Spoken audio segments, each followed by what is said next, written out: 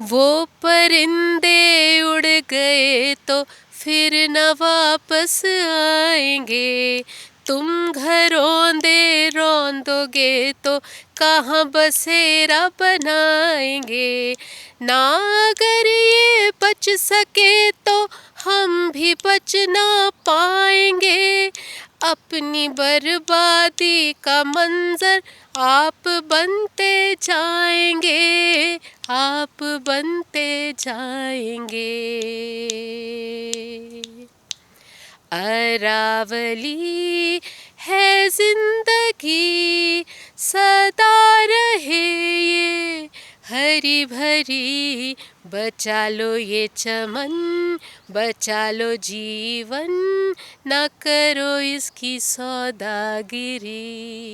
अरावली है जिंदगी, सदा रहे ये हरी भरी। बचा लो ये चमन, बचा लो जीवन, न करो इसकी सौदागिरी।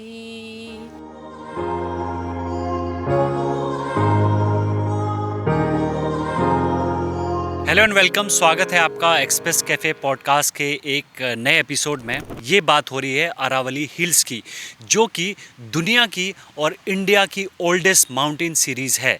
हिमालय बहुत नए हैं, हिमालय की जो माउंटेन सीरीज़ है बहुत नई है, मगर अरावली बहुत पुरानी है। और हम देख रहे हैं कि यहाँ पर ये सीरीज़ जो माउंटेन सीरीज़ है ये धीरे धीरे ख़त्म होती जा रही है। सरकार कह रही है कि वो 100 मीटर से ऊंची जो माउंटेन्स हैं उन्हीं को पहाड़ मानती है, यानी जो 100 मीटर से नीचे के पहाड़ होंगे उनको पहाड़ नहीं माना जाएगा। क्या प्रकृति ऐसी परिभाषाओं से चलती है, जो ह्यूमन डेफिनेशंस हैं उनके हिसाब से चलती है? इसी पूरे सवाल को आज हम खोलेंगे इस पॉडकास्ट में।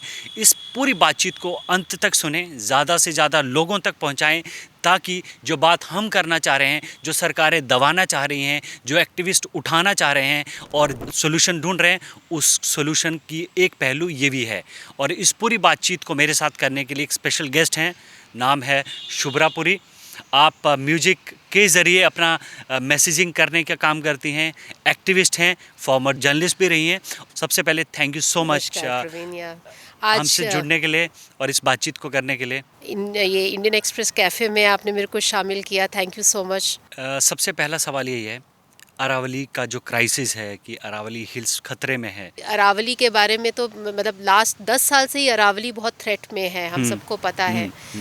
सुप्रीम कोर्ट ने काफ़ी बार सिटीजन्स ने अपना सुप्रीम कोर्ट में अपना ये दुखती रथ को रखा है और बहुत बार प्रोटेक्शन मिली हमें सुप्रीम कोर्ट से पिछले 10 सालों में। पर अभी जो हुआ, जो 20 नवंबर को हुआ है, जिसमें कि सुप्रीम कोर्ट ने एक जो गवर्नमेंट पैनल है उसका एक वो मान लिया डेफिनेशन ऑफ अरावली, जिसमें कि जो 100 मीटर, जैसे आपने कहा कि 100 मीटर वाले जो पहाड़ हैं उन्हीं को हम अरावली कहेंगे। ये डेफिनेशन बहुत ही वियर्ड है अरावली की। और इससे क्या होगा कि जो स्पेशली जो दिल्ली, फरीदाबाद, गुड़गांव में अरावली पहाड़ हैं वो तो बिल्कुल ही ख़त्म हो जाएंगे। थोड़े से ही पहाड़ रह जाएंगे, 10% जो अरावली कहलाएंगे। तो हमने इस बात में जब हम बात करते हैं तो हमें लगता है कि क्या करें, कैसे करें, इसको किस तरह प्रोटेक्ट करें, क्योंकि अरावली जो है वो सिर्फ हमारे लिए नहीं, हमारी टॉक्सिक एयर से हमें नहीं बचाती या डिजर्टिफिकेशन से नहीं बचाती। वहाँ पे वाइल्ड लाइफ भी है, वहाँ वो हमारे वाटर को भी रिचार्ज करती है। वो एक हमारा लास्ट ग्रीन शील्ड रह गया है। बिल्कुल, इसको अरावली हिल्स को ग्रीन लंग ऑफ इंडिया भी कहा जाता है। बिल्कुल, क्योंकि इसका अगर ज्योग्राफी के हिसाब से देखा जाए तो बहुत ज़्यादा इम्पोर्टेंस है। गुजरात से स्टार्ट होते हुए राजस्थान को कवर करता है, हरियाणा को कवर करता है, दिल्ली को कवर करता है। बहुत कम लोग जानते होंगे जो रायसीना हिल्स में प्रेसिडेंट हाउस है हमारा, वो भी एक अरावली का ही हिस्सा है। जब अरावली के बारे में हम लोग जानते हैं, पढ़ते हैं, तो हमें जानने को मिलता है कि करीब करीब 12,000 छोटे बड़े पहाड़ हैं इस पूरी रेंज में। बिल्कुल, गुजरात से लेकर दिल्ली तक। हाँ जी। और बहुत बात हो रही है आज के टाइम पर दिल्ली एनसीआर के AQI की, PM 2.5 की, यहाँ की टॉक्सिक एयर की। और लोग ये भूल रहे हैं, सरकारें, एडमिनिस्ट्रेशन ये भूल रहा है कि वहाँ पर जो थार का डेजर्ट है उससे कितना बड़ा प्रोटेक्शन है अरावली का। बिल्कुल। और अगर वो धीरे धीरे, जैसा कि गवर्नमेंट कह रही है कि 100 मीटर से ऊंचे पहाड़ों को ही रिकग्निशन मिलेगा, एक्नॉलेजमेंट मिलेगा कि वो पहाड़ हैं, तो उतने ऊंचे पहाड़ तो सिर्फ 1000 के करीब हैं, यानी 12,000 में से 1000 पहाड़ ही उस हाइट के हैं, बाकी लो हाइट हिल्स हैं। बिल्कुल। तो जब वो प्रोटेक्शन ख़त्म हो जाएगा और वहाँ से मान लीजिए डेजर्ट का पूरा डस्ट ब्लो करने लगे, और हम लोग जानते हैं कि कैसे हमारा मानसून काम करता है और कैसे हमारा, तो ये कितना बड़ा थ्रेट है आपके हिसाब से? आप एक्टिविस्ट भी हैं, इस पूरी अरावली की पूरी लाइफ को और उसकी डेथ को करीबी से देख रही हैं, समझ रही हैं, तो हमारे दर्शकों के लिए, व्यूअर्स के लिए समझाइए कि कितना बड़ा थ्रेट हम फेस कर रहे हैं अभी। देखिए, हमारा एयर क्वालिटी तो गिरता ही जा रहा है, डिटीरियरेट होता ही जा रहा है, ठीक है। एयर क्वालिटी हमारा ख़राब हो रहा है, कूड़े का समाधान नहीं है, हम मिक्स्ड वेस्ट फेंकते हैं, सेग्रीगेशन नहीं है। तो जैसे हमारे गुड़गांव में बंदवारी एक जगह है जहाँ पे कूड़े का माउंटेन है, हम उसको बोलते हैं माउंट बंदवारी। जैसे माउंट कैलाश हुआ, वैसे माउंट बंदवारी बोलते हैं, क्योंकि इतना बड़ा मैसिव पहाड़ है मिक्स्ड वेस्ट का, अनसेग्रीगेटेड कूड़े की समस्या है, पानी की समस्या है। गुड़गांव का तो ग्राउंड वाटर बिल्कुल नीचे चला गया, और ग्राउंड वाटर में भी पोल्यूशन है, यूरेनियम और आर्सेनिक फाइंड किया है लोगों ने। तो हम कहाँ से बचे फिर? पानी ख़त्म हो गया, हमारा वायु प्रदूषित है। तो अरावलीज एक हमारे नेचुरल शील्ड थे, जो हमारे को, जो वहाँ से राजस्थान की जो हवाएं आती थी, उससे हमारे को एकदम से हमारा मतलब जो उसको शील्ड करती थी वो हवाओं को, और पानी को भी बचाती हैं, रिचार्ज करती हैं पानी को। वो भी हमारा अगर ख़त्म हो जाएगा तो हम कहाँ जाएंगे? तो आप देखिए कि अगर अरावली जब ख़त्म हो गए तो ख़त्म हो गए, उसको हम रिक्रिएट नहीं कर सकते। Once you destroy the Aravallis, they are gone for all. और किससे रिप्लेस कर रहे हो? कॉन्क्रीट से, कॉन्क्रीटों के जाल बिछा रहे हो यहाँ पे। तो और वो हम वापस नहीं ला सकते, और अरावलीज नहीं आएंगे तो वो चिड़िया जो वहाँ पे अपने घर बसाए थी, वो चिड़िया भी कभी वापस नहीं आएगी। लोगों के घरों खराब कर रहे हो, जो वाइल्ड लाइफ है। कितनी बार आपने देखा होगा, न्यूज़पेपर में भी आता है कि टाइगर मरा हुआ मिला रोड साइड में, क्योंकि इतनी रात को या सुबह ट्रक चला और वो वहाँ, क्योंकि टाइगर्स के घर खत्म हो रहे हैं, तभी तो ये लोग बाहर अपने घरों से आ रहे हैं। वो उनके घर है, अगर आपका ये घर है। आज भी आपने भी देखा होगा कि नील गाय और तेंदुए और आपके बंदर और कई तरह के वाइल्ड लाइफ जितनी भी है, वो सारा हमारे जो ह्यूमन रेजिडेंसेज हैं वहाँ पे पहुँच रहे हैं, क्योंकि हम धीरे धीरे उसको उनके घर खराब कर रहे हैं। उनके घरों को खराब करेंगे तो कहाँ जाएंगे? वैसे आप थोड़ा सा प्रैक्टिकली देखें तो और क्या क्या खतरा, माइनिंग कितना बड़ा खतरा है, और माइनिंग कितना बड़ा डिस्ट्रॉयर है एक तरह से इन। देखिए, ये जो लॉबीज है, माइनिंग की लॉबीज बड़ी पावरफुल लॉबी है, रियल एस्टेट की लॉबी बहुत पावरफुल लॉबी है, और एक ऑर्डिनरी सिटीजन या हमारे जो सिविल सोसाइटी को है, मदद कहाँ से मिल सकती है? वो मदद मिल सकती है सरकार से, नहीं तो फिर कोर्ट से, कोर्ट्स की प्रोटेक्शन से मिल सकती है। तो सरकार को और कोर्ट को ये जो भी ये डिसीजंस लेते हैं, बहुत विजडम से लेना है, और इन सब लॉबीज़ के जो प्रेशर्स हैं उनसे बचना पड़ेगा। तो एक दो चीज़ें होती है, एक तो विलिंगनेस होती है कि हाँ, हमारी इंटेंशन क्या है। क्या सरकार भी चाहती है कि हम अरावलीज़ को बचाएं? हम लोग जो कुछ कंसर्न सिटीजन्स तो है ही हैं, क्या हम लोग सब चाहते हैं? सिविल सोसाइटी तो चाहती है, पर जो हमारे कोर्ट्स हैं, जो सरकार है, जो इम्प्लीमेंटर्स हैं, वो क्या चाहते हैं? क्या हमारी इंटेंशन क्लियर है कि हम सब चाहते हैं अरावली को बचाएं? फिर अगर हम चाहते हैं, अगर हमारी इंटेंशन सही है, क्या हमारे में विलिंगनेस है? क्या हम उस चीज़ को बैक करते हैं विद प्रॉपर इन्फोर्समेंट? पहले तो लॉ बनाएं, फिर उसको इन्फोर्स करें।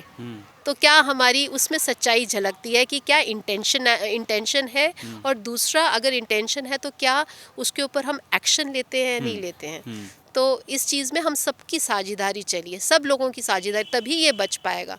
अदरवाइज़ ये जो लॉबीज़ हैं, ये बहुत कोशिश कर रही हैं कि अरावलीज़ को हम किसी ना किसी चीज़ तरह से एक्सप्लॉइट करें, चाहे माइनिंग के करें, चाहे कंस्ट्रक्शन करें। जब गवर्नमेंट ने सुप्रीम कोर्ट में कहा कि 100 मीटर से ऊंचे पहाड़ को ही पहाड़ माना जाएगा, उससे कम हाइट वाले पहाड़ों को पहाड़ नहीं माना जाएगा, तो आप लोगों के बीच में क्या डिस्कशन चल रहा, और आप लोगों ने इसको कैसे लिया कि ऐसा कैसे हो सकता है? मतलब जो बिल्कुल। छोटी छोटी पहाड़ियाँ हैं जिनमें भी अलग अलग तरह के वाइल्ड लाइफ है और अलग अलग तरह के पेड़ पौधे हैं, एक ग्रीन कवर है जो कि इन शहरों को बचाने के लिए बड़ा ज़रूरी है। बिल्कुल। हम लोग आज अभी बात करें इस पॉडकास्ट में गुड़गांव की, दिल्ली की, एनसीआर की या आसपास के इलाकों की, मगर स्थिति वैसी है। हम लोग बिल्कुल। हिमाचल चले जाएं, पंजाब चले जाएं, उत्तर प्रदेश चले जाएं, इवन साउथ में चले जाएं, तो चैलेंजेस सबके सेम ही हैं। बिल्कुल। पुणे के, मुंबई के, कोलकाता के, चेन्नई के सारे मेट्रो सिटीज़ के चैलेंजेस सेम ही हैं। तो इस कन्वर्सेशन से हम वो क्या बिल्कुल। मैसेजिंग दे सकते हैं जो चैलेंजेस हम लोग यहाँ पे फेस ये कर जो रहे हैं? आपने जो क्वेश्चन किया कि पहले तो बहुत शॉक लगा कि ये कैसे कर लिया, क्योंकि जो पैनल था जिसने एडवाइस किया सुप्रीम कोर्ट में, उसमें सारे एक्सपर्ट्स ही थे। हाँ, और हमें यही लग रहा है कि शायद सुप्रीम कोर्ट से कोई ओवरसाइट हुई है, शायद वो किसी ने उनको भ्रमित किया है और तभी उन्होंने ये पास किया। तो सबसे पहले तो हम चाहते हैं कि फिर से रीडिफाइन किया जाए अरावलीज़ को। तो हम लोगों ने सब जो यहाँ पे कुछ ऐसी ऑर्गेनाइजेशंस हैं जो अरावली बचाओ पे काम कर रही हैं। कुछ हम सिटीजन्स हैं, कुछ उसमें अरावली बचाओ जो है वो जुडिशियल सिस्टम के थ्रू भी कोशिश करता है कि अरावली बची रहे। तो हम सब मिले थे, एक बैठक हुई थी जिसमें ये डिसाइड किया था कि सुप्रीम कोर्ट को बोलेंगे कि आप रिकंसिडर करें कि ये आपने जो डेफिनेशन की है, और हमें पूरा भरोसा है कि इस तरह इस चीज़ पे रीडिसीजन होगा। ये ओवरसाइट का मामला है। और दूसरा, हम चाहते हैं इसी मुद्दे पे, क्योंकि आजकल गहमा गहमी ये बातचीत है, तो पूरे अरावलीज को आप एक conservation zone, national conservation zone घोषित कर दो, ताकि आगने वाले किसी भी समय के लिए कोई भी अरावली को कोई थ्रेट ना दे सके। कि अगर आप सारे अरावलीज को लेके मेजर करोगे और कहोगे भैया इतना अरावलीज है और ये नेशनल कंजर्वेशन जोन है, ना केवल ये वर्ल्ड के सबसे ओल्डेस्ट माउंटेन्स हैं ये हमारी, और ना केवल ये बायोडाइवर्सिटी के लिए ज़रूरी है, वाइल्ड लाइफ के लिए ज़रूरी है, हमारी टॉक्सिक एयर को बचाने के लिए ज़रूरी है, हमारे ग्राउंड वाटर रिचार्ज के लिए ज़रूरी है, पर ये धरोहर है, ये हमारी विरासत है, इसको हम कैसे जाने दें? बिल्कुल ठीक बात है। बहुत थोड़े से लोग आते हैं इस तरह की बैठकों में जब हम ये मुद्दे डिस्कस करते हैं। तो हम चाहते हैं, सबसे पहले हम देखते हैं वो कुछ पुराने लोग हैं वही लगे हुए हैं। तो मैं सबसे पहले मैं कहूँगी कि यूथ आगे आए, यूथ आगे बढ़ चढ़ कर आए और कहे, क्योंकि उनके दिमाग में बहुत इनोवेशन और बहुत आइडियाज़ होंगे। आजकल सोशल मीडिया इतना स्ट्रांग है, वो ज़्यादा से ज़्यादा इस तरह की रील्स बनाएं जिसमें कि लोग एक तरह से एक डिजिटल रेवोल्यूशन हो। ठीक है, वो तो हो सकता है ना कि डिजिटल रेवोल्यूशन हो, कि लोग कहें कि नहीं हमें ये चाहिए और ये इसको हम इलेक्टोरल मुद्दा बनाएंगे, इस बार का इलेक्टोरल मुद्दा बनाएंगे, चाहे स्टेट लेवल इलेक्शन हो, चाहे सेंट्रल लेवल इलेक्शन हो, इसको मुद्दा बनना चाहिए। आपको लगता है कि एनवायरनमेंट आज भी इंडिया के किसी भी स्टेट में एनवायरनमेंट कोई मुद्दा है?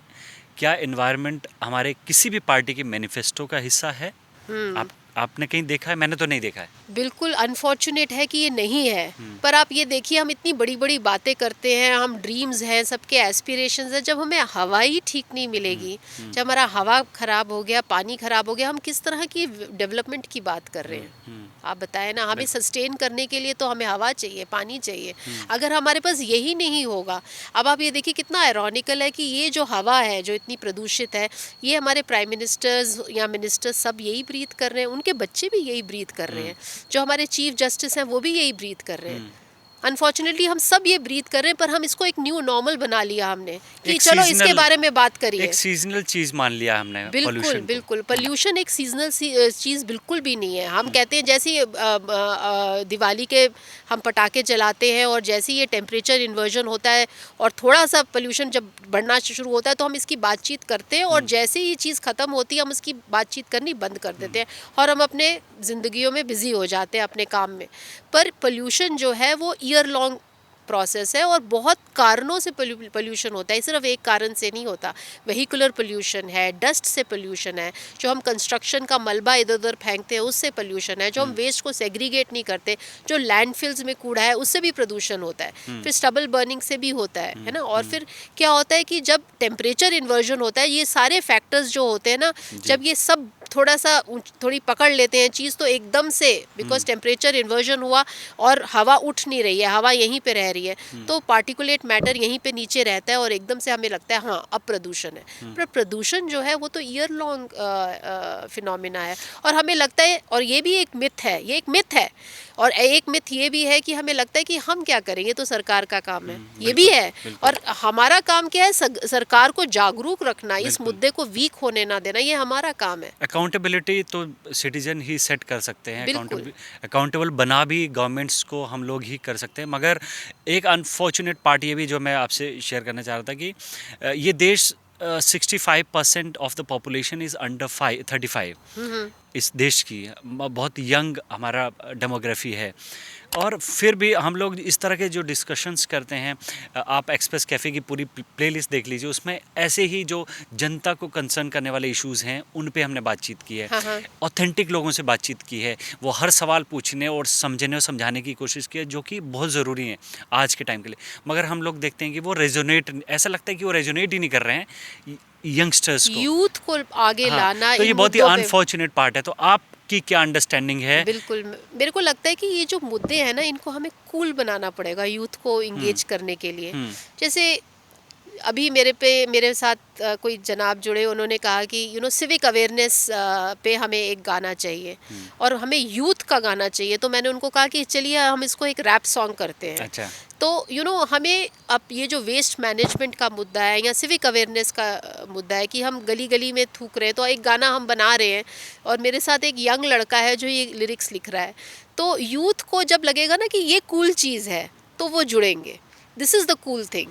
शायद अपनी वाटर बॉटल कैरी करना कूल है, ये प्लास्टिक में करना कूल नहीं है। ऐसे बर्थडे पार्टी बनाना कूल है जो ज़ीरो वेस्ट बर्थडे पार्टी है। ऐसे मैरिज हम अपनी करेंगे जो ज़ीरो वेस्ट मैरिज हो। और जब हम इसको प्राइड और प्रेस्टीज लेकर आएंगे ना इस चीज़ में, तो तब ये जो है ना यूथ, जब इसको उनको लगेगा अरे this is the new cool, this is what is cool. Sustainability को हमें कूल बनाना पड़ेगा, तभी यूथ हमसे जुड़ेगा। ताकि हम, and we have to use innovative measures. हम इसको कैसे करें, बट ये बहुत बड़ा चैलेंज है कि आज यूथ इन मुद्दों से नहीं जुड़ा है। कहीं ना कहीं वो अपनी एस्पिरेशनल जर्नीज़ में लगा हुआ है, पीयर प्रेशर बहुत ज़्यादा है। तो अगर ये ऐसे कम्युनिटीज़ आए जिसमें यूथ हो या सीनियर सिटीजन्स हो, वो जुड़े। और जैसे मैं आपको बता रही थी कि हमने कॉयर बनाया है, तो क्यों नहीं कि ये कॉयर में यूथ लोग आए और नुक्कड़ नाकड़ नाटक हो या फिर इस तरह के गाने हो, डफली बजा के इस बारे में बातचीत की जाए। और कुछ ना कुछ करके हमें उनको, यूथ को किसी ना किसी तरीके से इसमें लेकर आना है, तभी ये मोमेंटम इसका बनेगा। आपको लगता है कि एक बार अगर यूथ जुड़ जाए एनवायरनमेंट जैसे बहुत सीरियस इशू से, तो सरकारों को भी अकाउंटेबल होना पड़ेगा? क्योंकि सरकारों की नज़र तो लगातार सोशल मीडिया पे है कि क्या चल रहा है। They are more aware, they are more careful कि क्या चल रहा है सोशल मीडिया पे। कोई ऐसा चीज़ तो नहीं चल रही जिससे हमारी सरकारें बेखबर हों।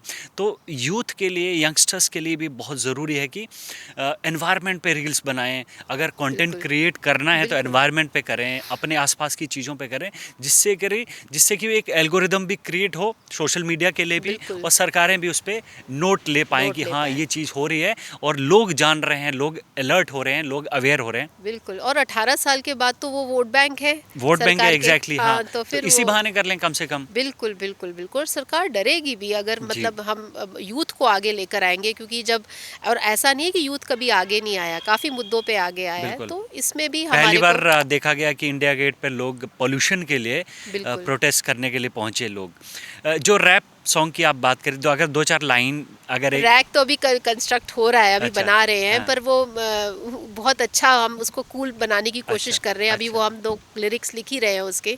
तो मैं मतलब कहना आपको ये चाह रही थी कि मैंने कहा कि चलिए सिविक अवेयरनेस का सॉन्ग है तो उसको हम रैप करते हैं। That was the key. Wrap से क्या हो गया, अब मैंने जैसे ही वो किसी में डाला कि कोई रैप आर्टिस्ट है, तो 5-6 लड़कों ने लिखा कि मैम हम करेंगे। तो हमारा जब कॉयर ग्रुप भी फॉर्म हुआ, तो एक लड़के को मैंने कहा कि आप हमारा क्लैप बॉक्स बजा दोगे उस दिन? तो कहता मैम मेरा ऑफिस है पर मेरा मन बहुत है।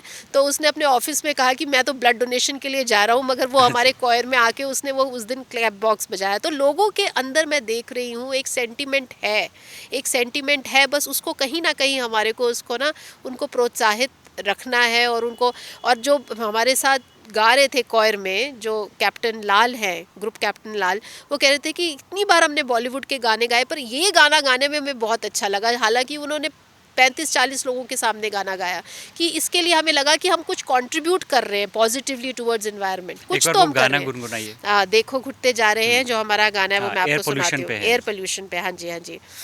वो ऐसे है। देखो घुटते जा रहे हैं, खाक होते जा रहे हैं, देखो घुटते जा रहे हैं, खाक होते जा रहे हैं, अपने बुनते जाल में हम, धुएं के जंजाल में हम, आप फंसते जा रहे हैं, देखो घुटते जा रहे हैं।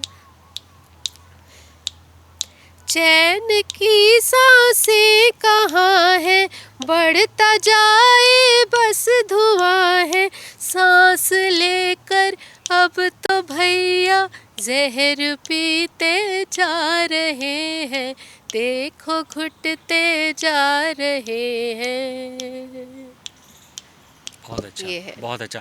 और इसमें इस पूरे लाइंस में जो भी आपने गुनगुनाई, इसमें एक सेल्फ रिस्पॉन्सिबिलिटी भी है कि हाँ। हम लोग कैसे फंसते जा रहे हैं, कैसे घुटते जा रहे हैं। कितना ज़रूरी है अपनी रिस्पॉन्सिबिलिटी को रिकग्नाइज़ करना, उसको आइडेंटिफाई करना कि हमारी एज एन इंडिविजुअल कितनी रिस्पॉन्सिबिलिटी अपने पर्यावरण को, अपनी हवा को, अपने पानी को साफ़ रखने की। बिल्कुल तो बिल्कुल आपके बिल्कुल। हिसाब से वो क्या मैसेजिंग हो सकती है कि हर इंडिविजुअल को सोचना चाहिए? हाँ, देखिए हम कितनी छोटी छोटी चीज़ें कर सकते हैं। जैसे अपने घर में इतना हमारा 70% जो वेस्ट है वो तो गीला कूड़ा है, तो उसको हम कंपोस्ट करके अपने घर में ही प्लांट्स में यूज़ कर सकते हैं। प्लांट्स को हम कंपोस्टिंग कर सकते हैं, तो बिल्कुल। घर से आपका 30% ज़्यादा से ज़्यादा कूड़ा निकलेगा। उसको भी आप अगर ड्राई वेस्ट की रिसाइकलिंग सेंटर, जैसे यहाँ पे भी एक रिसाइकलिंग सेंटर है जहाँ हम बैठे हुए हैं, तो आप अपना ड्राई वेस्ट या आपको कपड़े अगर आपको रिसाइकिल करने हैं तो आप इधर आके दीजिए ताकि उसकी रिसाइकलिंग हो अभी प्रॉपर। हम गुड़गांव में सस्टेनेबिलिटी सेंटर है, oasis sustainability oasis oasis centre है। सस्टेनेबिलिटी सेंटर है। यहाँ पे भी एक ड्राई वेस्ट रिसाइकलिंग सेंटर है जहाँ पे आप आके अपना कूड़ा दे सकते हैं। ये सेक्टर 29 है अच्छा। गुड़गांव का। और लेजर वैली है और रूट्स कैफ़े के एकदम बाहर ये आप अपना ड्राई वेस्ट जो है वो प्रॉपर रिसाइकलिंग चैनल में दे अच्छा, सकते हैं। अच्छा। तो एक तो हम कूड़े का कर सकते हैं, कंपोस्टिंग कर सकते हैं। एक हम अपने घर में सोलर लगा सकते हैं, अगर नहीं तो हम अपने घर में कम से कम लाइट्स तो बंद कर सकते हैं जब हमें उनकी ज़रूरत नहीं है। सनलाइट का यूज़ कर सकते हैं। बकेट बाथ ले सकते हैं, हम शावर बाथ लेते हैं, बकेट में बाथ लीजिए। अच्छा, हाँ, उससे पानी कम की खर्च बचत होती है। अच्छा। अपना जो आरओ वाटर है उसको गार्डनिंग के लिए यूज़ करिए। ठीक ओके। है, लोग पाइप से अपनी कारों को धोते हैं, तो पाइप से ना लोग धो के एक बकेट में पानी लीजिए और उसको अपनी कार्स को वाइप करिए उससे। तो बहुत छोटी छोटी चीज़ें करके हम अपनी जो हम कहीं ब्रेड लेने जा रहे हैं, 500 मीटर पे दुकान है पर हम अपनी कारें निकाल के जाते हैं, can't we walk it. Walking करिए, साइकिलिंग करिए, हर बार हम कार को यूज़ करते हैं। कार्स खरीदें तो आप ईवी कार्स लीजिए, मेट्रो का इस्तेमाल करिए। तो अपनी तरीके से हम बहुत छोटे छोटे काम करके सस्टेनेबिलिटी वॉरियर बन सकते हैं अपनी फैमिली के लिए। और फिर थोड़े जब सस्टेनेबिलिटी वॉरियर एक जगह बन गए तो फिर अपनी कम्युनिटीज़ को इंस्पायर कर सकते हैं, अपने RWS को इंस्पायर कर सकते हैं। तो अगर सारी RWS सुधर गई तो सिटी शहर सुधर जाता है। तो ऐसे एक चेंज जो है वही बढ़ बढ़ के आगे एक मूवमेंट बनती है, एक charity begins from home. From home. तो ये बहुत बड़ा मैसेज है। एक चीज़ जो हमें समझ आ रही है, और मेरे लास्ट पॉडकास्ट में एनवायरनमेंट एक्टिविस्ट हैं, एयर पोल्यूशन पे काम करती बवरीन कंधारी, उन्होंने भी कहा कि हम लोग हर शहर को सिटी फॉर कार्स बनाते जा रहे हैं। हाँ, बिल्कुल। अभी हम लोग नोएडा से गुड़गांव आए, हमें 2.5 घंटा लग गया हाँ, हाँ, यहाँ हाँ, पहुँचने में। हाँ। इतना ज़्यादा मैसिव ट्रैफिक जाम है, किसी भी शहर में आप चले जाइए। और सड़कों की वाइडनिंग होती जा रही है, और जो साइकिल्स का स्पेस है, जो पेडिस्ट्रियन स्पेस है, बिल्कुल। वो ख़त्म होता जा रहा है। इस अप्रोच, ये यहाँ पर ये कितना ख़राब अप्रोच है सरकारों का आपके हिसाब बिल्कुल से? आप बिल्कुल। तो गुड़गांव में रहती हाँ, हैं, और बिल्कुल गुड़गांव तो मेस है उस मामले में। बिल्कुल हाँ, बिल्कुल तो बिल्कुल। आप अपना एक्सपीरियंस से हाँ बताइए। जी, तो मैं राहगिरी फाउंडेशन से भी जुड़ी हुई हूँ, वहाँ की ट्रस्टी हूँ। और वो राहगिरी फाउंडेशन इसी बात पे, इसी मुद्दे पे काम करती है कि किस तरह से हम जो कार्स, क्योंकि जितनी हम कार्स अपनी रोड्स पे डालते रहेंगे, ठीक है, उतनी हमें रोड्स की रिक्वायरमेंट चाहिए, उतनी हमें रोड वाइडनिंग चाहिए। रोड वाइडनिंग होती है तो पेड़ कटते हैं शहरों में।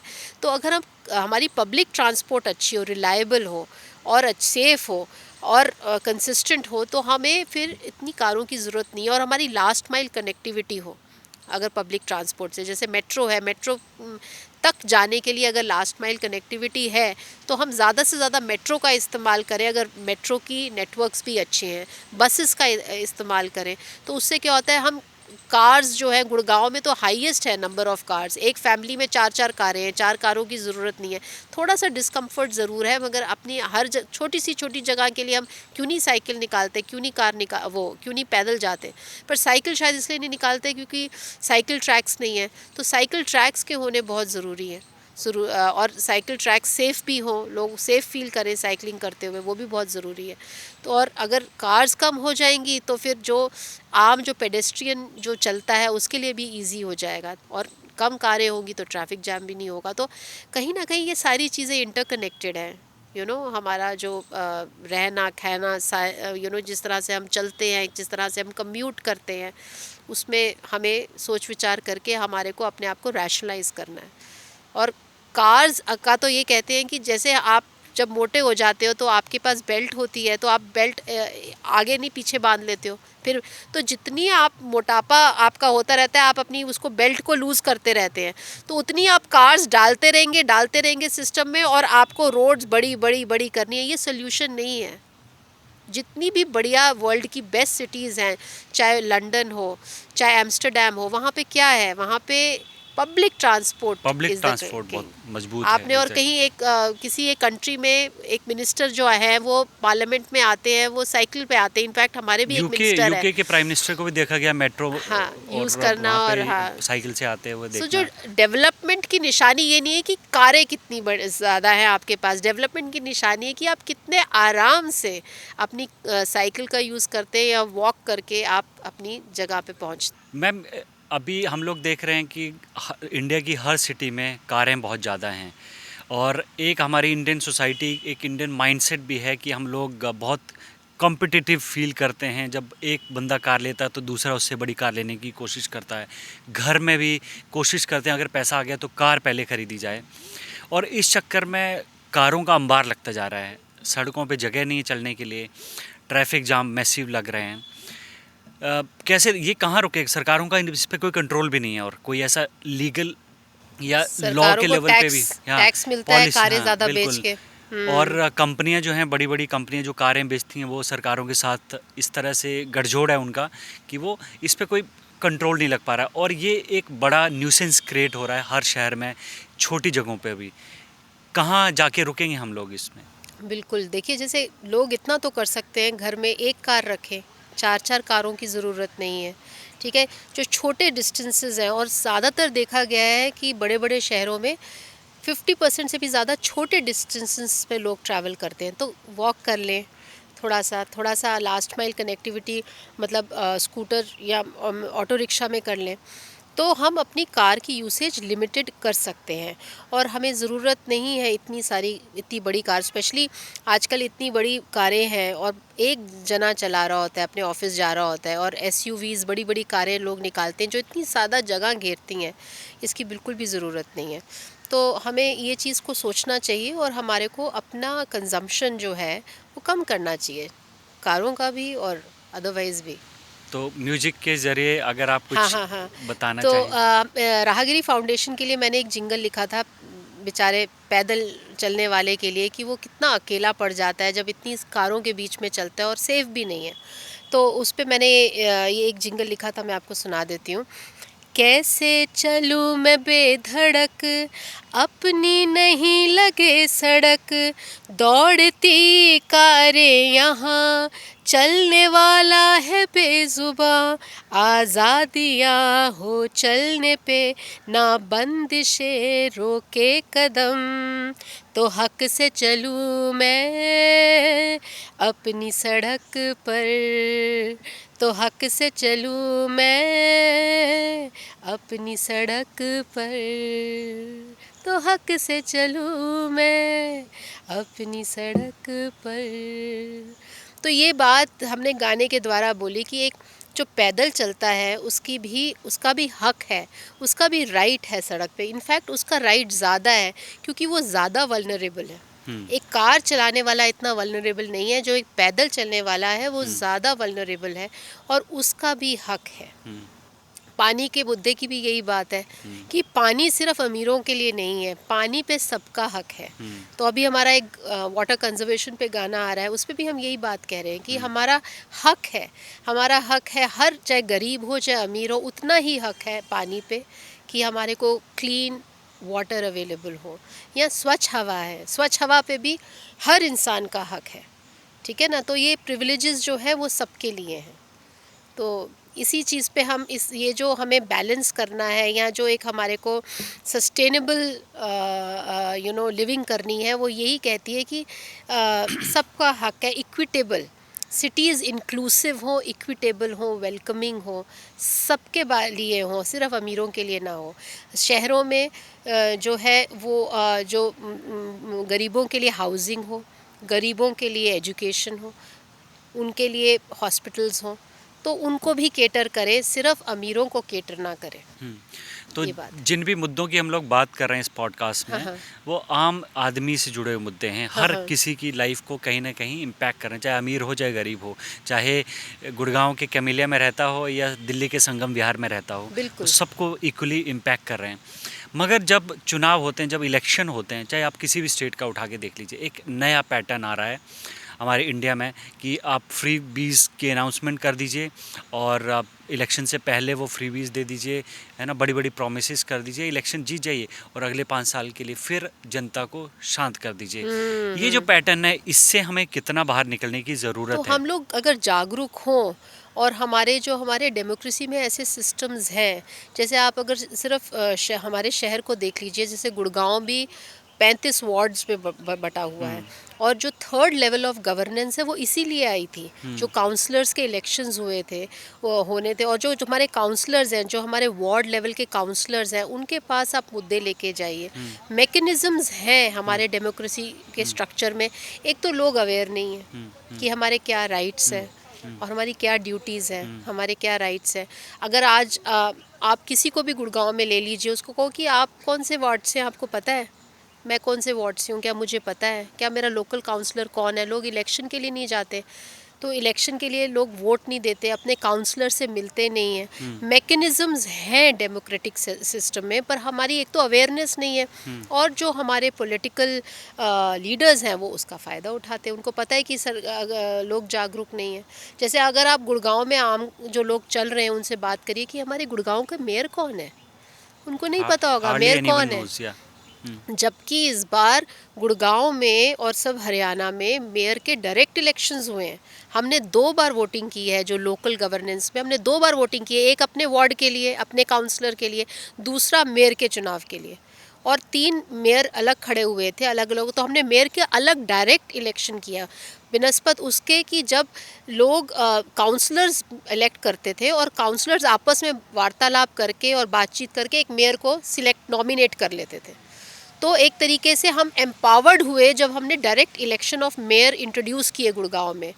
उसके बावजूद आज आप किसी को भी ले लीजिए और बात करिए, अगर वो मतलब कोई एक्टिविस्ट नहीं है या नहीं वो जानता है, और अगर एक्टिविस्ट भी है शायद ही मैं कहूँगी उनको पता होगा कि हमारे मेयर कौन है, उसका नाम दे कि वो कौन है हमारे मेयर। तो लोगों को पता ही नहीं है कौन मेयर है, कौन हमारे काउंसलर है, किस तरह से अपने बातों को रखना है, ग्रीवेंसेस को किस तरह से लेना है, जो हमें जो कॉन्स्टिट्यूशन के अंडर जो हमारे को राइट टू इन्फॉर्मेशन है एक्ट, उसको हमने किस तरह एक्टिवेट करना है, किस तरह यूज़ करना है, इसकी नॉलेज बहुत कम है।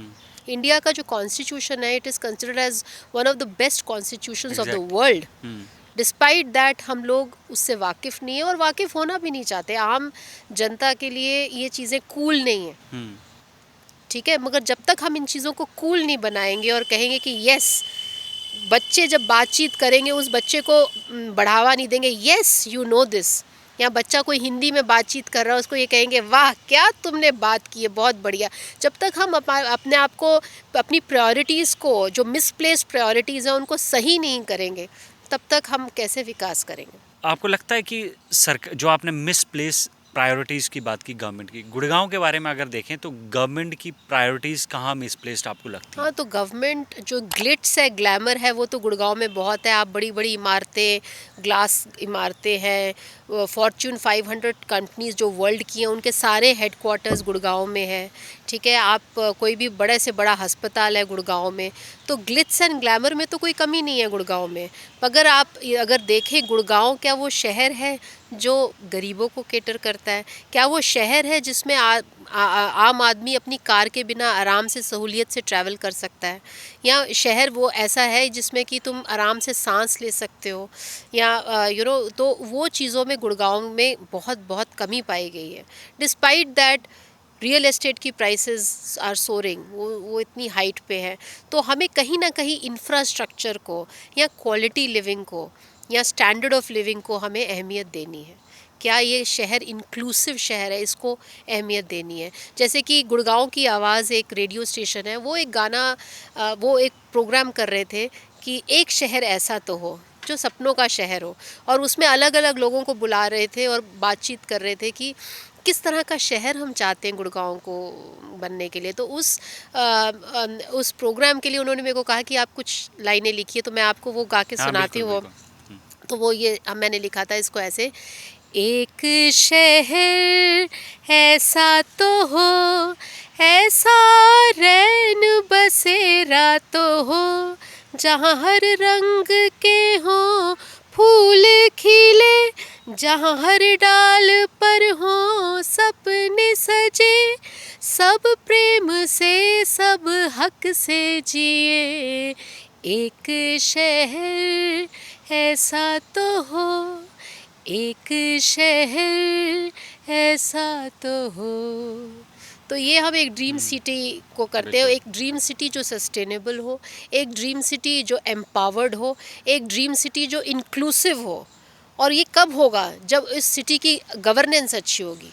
जब उसकी गवर्नेंस अच्छी होगी तो वो इंक्लूसिव होगा, वो पुअर के लिए भी होगा, वो सस्टेनेबल भी होगा और वो एम्पावर्ड भी होगा। एम्पावर्ड मतलब जहाँ सिटीजन्स कुछ कहें और उनकी बात को रखा जाए, उसको मान्यता दी जाए। तो ऐसी कोई ड्रीम सिटी आपको इंडिया में दिखती है जिसको एक मॉडल की तरह बाकी लोग अडॉप्ट कर सकें? देखिए, इंदौर ने दिखाया सफाई के मामले सफाई में। के मामले में उन्होंने कर दिखाया। वो इतनी ही खराब थी जितनी गुड़गांव थी, पर उन्होंने कर दिखाया। तो हमारे अगर आप देखोगे कुछ कुछ जगह एग्जाम्पल्स हैं, जैसे भुवनेश्वर ने बहुत पब्लिक ट्रांसपोर्ट के लिए बहुत अच्छा काम किया। कुछ ऐसे हमारे एग्जाम्पल्स हैं पूरे हमारे, जहाँ पे पूरा ओवरऑल नहीं पर एक एस्पेक्ट में वो मतलब अच्छी चीज़ तो ली ही जा सकती अच्छी है। ली जा तो सकती दो है। चार चीज़ें और शहरों की अगर आप बता सकें जिन पे हमारा ध्यान जाना चाहिए। हाँ, जैसे मैं इंदौर का इंदौर का मैं बहुत आपको ये एग्जांपल दूंगी कि वहाँ पे अगर कोई पानी पूरी खा रहा है, और इंदौर इज़ अ सिटी जहाँ पे लोग बाहर आउटडोर खाना खाते हैं,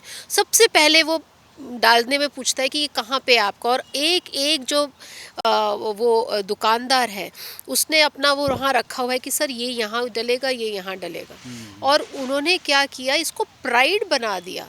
और एक बार नहीं आए, वो कंसिस्टेंटली आए, कंसिस्टेंटली कई बार स्वच्छ भारत मिशन के तहत उनको अवार्ड किया जा चुका अवार्ड है। किया है। हाँ, तो Consecutive, इसलिए हाँ। क्योंकि उन्होंने इसको एक मुद्दा बनाया, एक शहर के लिए मुद्दा बनाया कि एक बार किया है पर हम इसको बार बार करेंगे।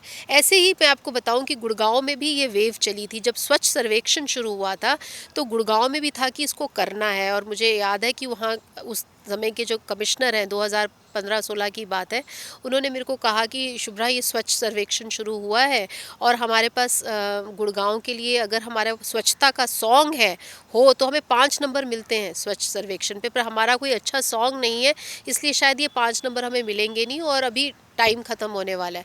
तो तभी मैंने उनको वो स्वच्छता का गाना एक गुड़गांव के लिए बना के दिया था। उसमें भी मैंने यूथ को एंगेज किया था। कौन सा वो गाना गाना, तो वो गाना मैं आपको सुनाती हूँ। वो इसलिए हमने बनाया था कि गुड़गांव में एक जागरूकता पैदा हो स्वच्छता को लेके।